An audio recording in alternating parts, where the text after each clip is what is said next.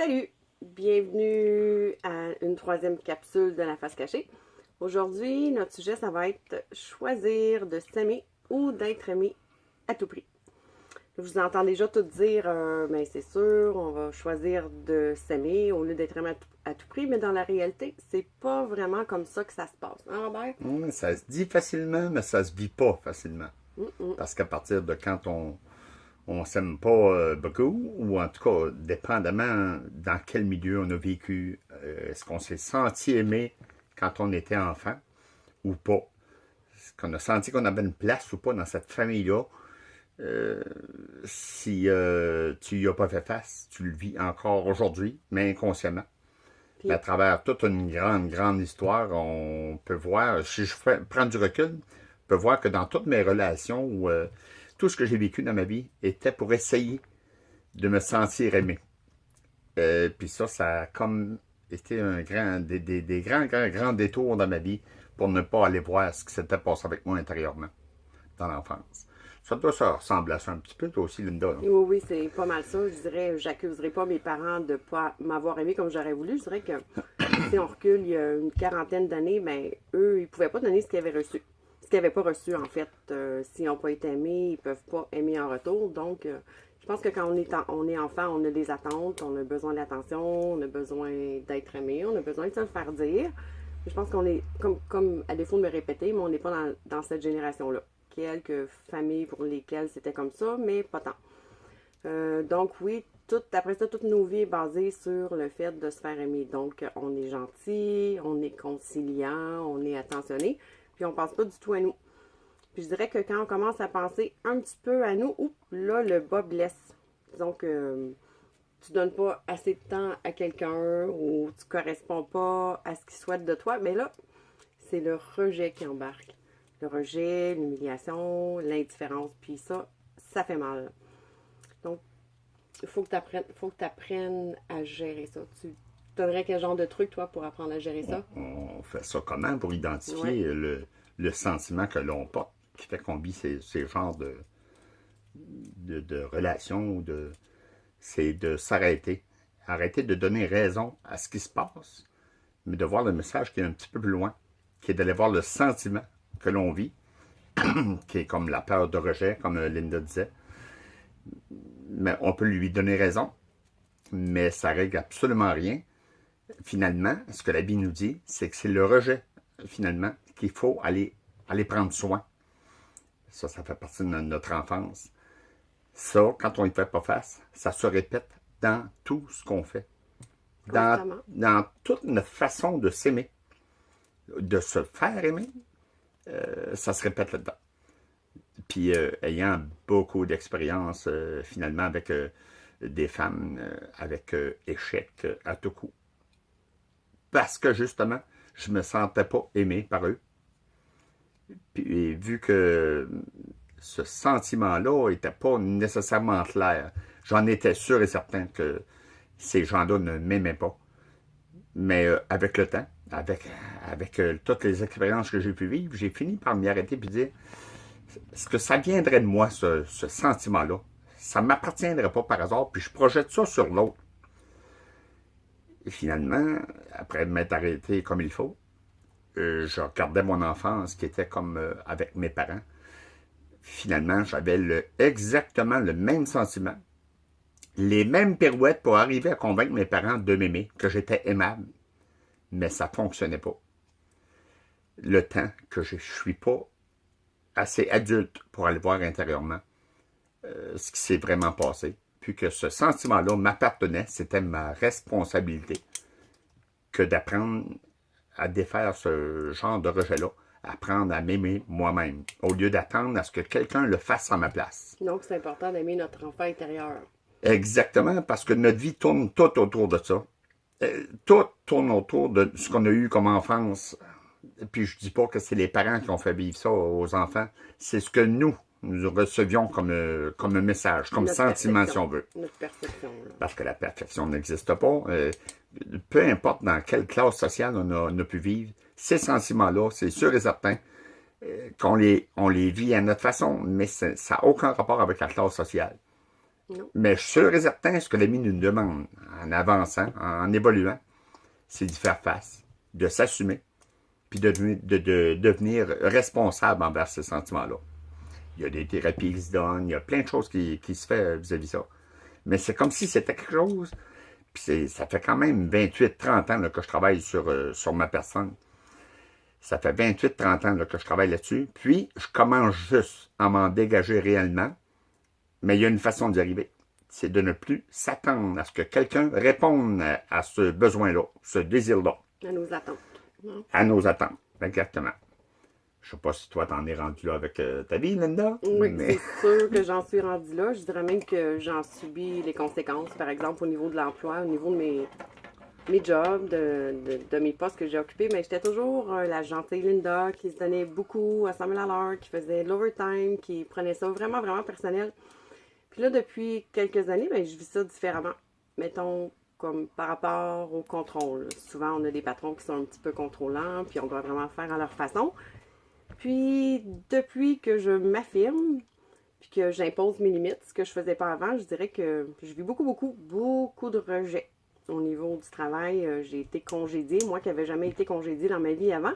Mettons que j'y goûte beaucoup depuis les dernières années.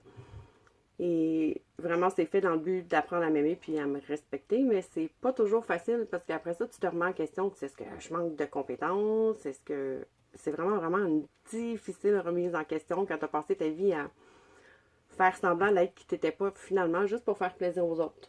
Hein? C'est un peu ça. Ça a bien de l'allure. Oui, monsieur. Ça a bien de l'allure. Mm-hmm. Tu vois, elle, la tournure qu'elle a, à fuir finalement ce qu'elle vit. Ça lui apporte ça comme résultat. Moi qui, étant enfant, se sentais pas désiré dans son milieu familial, se sentait pas désiré. J'ai tout fait dans ma vie pour être désiré par les autres. Ça m'a amené des sérieux problèmes de comportement. Et puis ça m'a amené une vie que vraiment, j'avais pas imaginé que j'aurais à vivre. Là. Ça t'a amené beaucoup d'enfants aussi. Hein? Beaucoup d'enfants, puis Ouais. de mères d'enfants aussi. J'ai 3 mères pour 4 enfants. Ce qui fait que finalement, dans mes vies de couple, ne fonctionnait pas. C'était sûrement mes attentes par rapport à ces femmes-là, qui ressemblaient exactement à ma mère. Une mère qui, pour moi, ça c'est pour moi, je dis bien, là, était pas nécessairement maternelle. J'avais une obsession dans ma tête, c'est qu'un jour, quand j'aurai des enfants, la femme avec qui j'en aurais, parce que je pensais qu'elle n'aurait rien qu'une, serait une bonne mère pour ses enfants. Pas que ma mère n'était pas bonne pour ses enfants, c'est juste qu'elle n'était pas maternelle. Moi, je l'ai vécu comme ça. Puis vous entendriez le reste de ma famille, peut-être qu'ils diraient complètement le contraire de ce que je dis. Mais moi, c'est ce que j'ai reçu comme message à travers ma relation avec mes parents. Et puis, c'est ça tourne au vinaigre tout le temps, parce que j'étais toujours déçu que ça ne soit pas les mères que j'aurais désirées moi.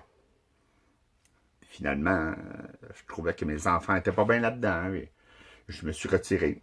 C'est arrivé 3 fois ce genre de relation-là, avec des femmes avec qui j'ai eu des enfants. C'est quand même pas rien. Là. Moi, mon obsession dans la vie, c'était d'être père. Une grande obsession, c'était d'être père. Mais comment ça se passerait, je ne le savais pas. Mais finalement, même si j'ai eu des enfants à 3 places, j'ai fini tellement mon obsession du bien-être des enfants, de la relation des parents-enfants était importante.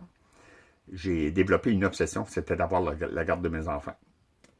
Mais c'était pas seulement une obsession, c'était peut-être, dans ce cas-là, je connais Robert depuis longtemps, je dirais peut-être que c'était une nécessité, là. C'est dommage à dire, mais c'est peut-être pas Une nécessité? Moi, je le perçois comme ça. Pour le bien des enfants, c'était mieux qu'ils soient avec Robert qu'avec leur mère, malheureusement.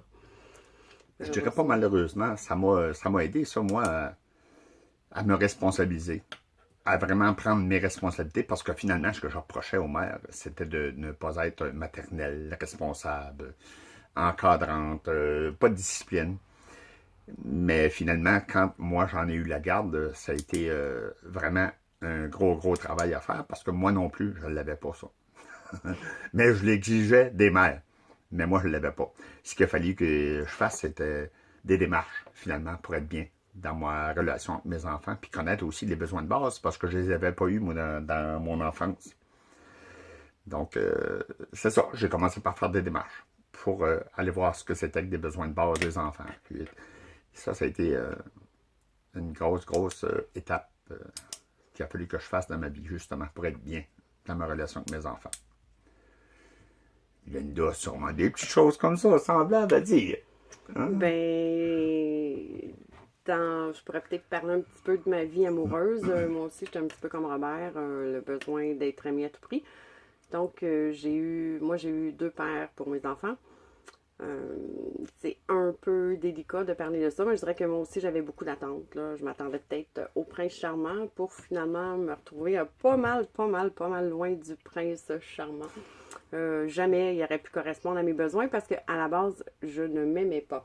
Comment tu veux être aimé de quelqu'un quand tu t'aimes pas? Donc, je faisais comme la société voulait. Là. J'ai essayé de réussir ma relation, la belle petite famille parfaite à la maison qui élève leur enfant, mais pour moi, ça n'a pas fonctionné du tout. Donc, ce que j'ai dû faire, c'est vraiment un travail sur moi parce que je pense pas qu'on puisse les rendre responsables. C'est quand même mes choix. Donc, on en revient encore à apprendre à s'aimer. Donc, apprendre à s'aimer, on va répéter encore ce qu'on a dit tantôt, c'est de prendre soin de notre petit enfant intérieur, puis de l'aimer, puis de le consoler, puis d'être là pour lui. Je pense qu'il n'y a pas, vraiment pas d'autre façon que ça pour avancer. Ce qui est extraordinaire aussi, c'est quand tu décides de prendre des responsabilités qui étaient mes enfants, tu entames une démarche qui, justement, t'amène à voir ce que tu n'as pas reçu. Puis tu commences à découvrir le pourquoi tu commences à souffrir. À mettre des mots là-dessus. Parce que à travers les rencontres auxquelles j'assistais, j'apprenais à mettre des mots sur les sentiments. Là est partie une histoire d'amour finalement qui s'appelait Robert, tu peux pas élever tes enfants dans la souffrance. Mais moi, mon but, c'était de les élever dans l'amour. Mais il a fallu que j'entame une démarche face à moi-même pour commencer. C'était primordial, puis c'était évident qu'il fallait que je le fasse. Sinon, je transmettais tout ce que j'avais reçu. Exactement. Involontairement, t'as beau ne pas vouloir, mais c'est ce que tu vas transmettre si tu comprends pas ce qui se passe dans ton corps. Puis ça, je trouve ça vraiment de valeur parce que c'est comme un genre de roue auquel on n'est pas capable de mettre fin parce que nous, en tant que parents, ne pouvons pas se regarder tel que l'on est. Puis ne se connaissant pas, il faut apprendre à se connaître pour commencer. Ça, j'ai trouvé ça hyper important.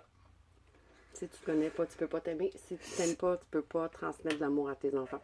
Tu vas toujours y aller selon tes propres besoins, pas leurs besoins, ce qui est bien différent. Puis ça, on voit ça souvent aujourd'hui, des parents qui assouvissent leurs besoins. Hein? Absolument. Leurs besoins d'amour. Donc, ils demandent, ils sont beaucoup, très, très demandants envers leur enfant. Ça, je le vois personnellement. Mais c'est pas ça qui devrait être. Si on veut que nos enfants soient pas comme nous, on était. On doit leur apprendre la bonne voie, puis l'amour d'eux-mêmes. C'est hyper important. Donc, est-ce que c'est plus important de s'aimer soi-même ou de choisir d'être aimé à tout prix? Bien, je vous laisse le soin d'en juger. Donc, on va vous revenir pour une prochaine capsule bientôt. Bye bye! Bonne journée tout le monde. À la prochaine. À la prochaine.